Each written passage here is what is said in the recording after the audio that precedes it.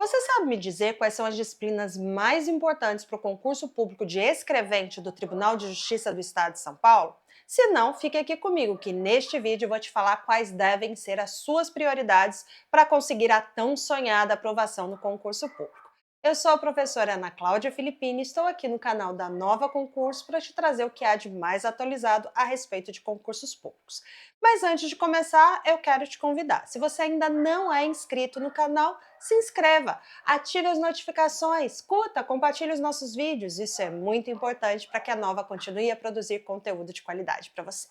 Vamos então a esse concurso público, que é o concurso de escrevente, que deve sair em breve. A previsão do edital é para o ano de 2025. E o que se sabe sobre ele? Bem, o que se sabe sobre ele é que a banca vai ser a VUNESP. Isso porque a VUNESP ela tem um contrato com o Tribunal de Justiça, é ela que realiza esses concursos no Tribunal de Justiça de São Paulo, e esse contrato vai até 2027.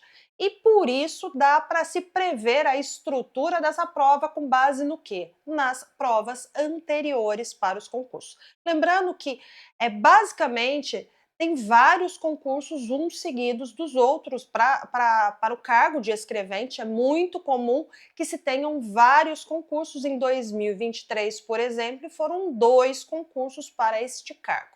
Então, o que se sabe a respeito disso é que a banca ela vai ser a VUNESP, que tem previsão para sair em breve.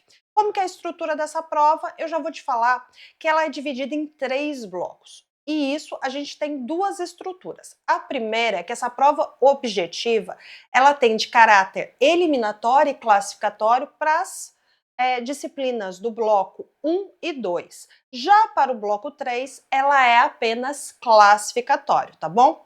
E a estrutura da prova, ela é composta, né, por 100 questões de múltipla escolha com 5 alternativas. Vamos explicar um pouquinho mais cada uma dessas disciplinas para eu te poder trazer as prioridades para este concurso. Vou começar com o primeiro bloco, né, que é o bloco de língua portuguesa. Tá aqui, ó. Primeiro bloco de língua portuguesa, segundo bloco conhecimentos em direito, terceiro bloco conhecimentos gerais. Vamos então a esse bloco, que é o bloco de língua portuguesa. Esse bloco ele é composto por 24 questões, o que significa dizer que temos 100 questões, ele corresponde a 24% da prova, tá? Da prova total. Esse bloco, ele tem caráter tanto eliminatório como classificatório. Eliminatório por quê? Porque para você conseguir ser aprovado, você precisa o quê? Ter acertado no mínimo 50% das questões de língua portuguesa. Mas o que mais cai dessa disciplina? O que mais cai? Eu apresento aqui para você um perfil da banca com base nas últimas provas do Tribunal de Justiça para esse cargo de escrevente, tá bom? E o que tem mais incidência? Interpretação de texto. Perceba aqui que interpretação de texto é aquele que mais teve questões nos últimos concursos, seguido de morfologia, e depois a gente tem outros que não são tão cobrados assim, mas já ainda estão com alta incidência, né? Que é semântica, regência e concordância, menos um pouco pontuação reescrita de fases, algumas questões diversas, né, de outros temas. A gente ainda tem a sintaxe, a colocação pronominal, a coerência e a coesão e a ortografia. Essa é a base da língua portuguesa. Perceba, portanto, que em língua portuguesa um perfil da banca é mais voltado para a questão de interpretação de texto. Esse é o primeiro bloco, 24 questões, e eu já adianto que essa é uma das disciplinas mais importantes e é aquela que você deve sim dar prioridade. Vamos para o bloco 2? O bloco 2 ele é composto por questões de direito, né? Conhecimentos de direito. Assim como o bloco 1, ele também é eliminatório e classificatório, porque do mesmo jeito, para que a pessoa ela consiga a aprovação ela precisa ter acertado no mínimo 50% da prova, tá? Dessas 40 questões. Então aqui a gente tem, baseado nessas 40 questões, eu apresento aqui o perfil da banca. Perceba que direito processual civil é a disciplina que mais tem incidência em questões, seguidas de direito administrativo, constitucional, processo penal, direito penal e normas da corregedoria. Então, o perfil da banca com relação ao direito, ele abrange essas disciplinas. E com relação ao terceiro bloco? Com relação ao terceiro bloco, temos aqui os conhecimentos gerais. Aqui é uma prova de caráter classificatório de 36 questões. Perceba que o bloco 1 tem 24 questões, o que significa 24% da prova. O bloco 2 ele é composto de 40 questões, que corresponde a 40% da prova.